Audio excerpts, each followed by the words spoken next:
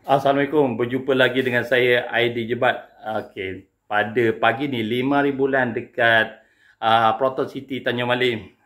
Saya buat satu kereta ni. Okey, kita apa cik? Saya Cik Tasim bin Naim. Saya dari Ipoh. Tadi saya datang sini dan jumpa dengan abang ni untuk buat kereta saya lah. Saya pakai kereta Mazda 2.0 tahun 2017 Skyactiv. Memang terbaik. Saya pasang 5 kabel. Dia nak pasang 4 je, tapi saya alang-alang untuk saya jumpa dia. Saya terus pasang 5. Pasal apa? Dia memang cantik. Saya dah cantik, headlink pun bagus, semuanya okey. Okey, terima kasih. Okey, ni daripada owner kereta ni tadi. Ini kereta encik ni lah.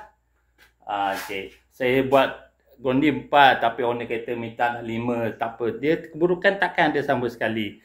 Saya bagi kereta ni lagi pick up, lagi power, lagi ringan. Dan bila start nanti engine dia akan lagi smooth lagi.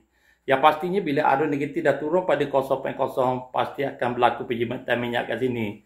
Saya pun terima kasih pada encik ni datang daripada jauh, bukan dekat. Saya pun betul lah ada urusan keluarga saya dekat sini. Kebetulan saya panggil semua yang dalam live saya untuk pasang gondi kabel dekat homestay ni. Mungkin dalam 5 ke 10 hari nanti bila owner kereta ni dah biasa dengan kereta nanti, kemungkinan dia akan bagi feedback lagi.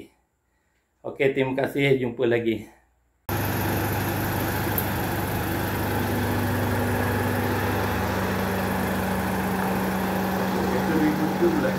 Salam.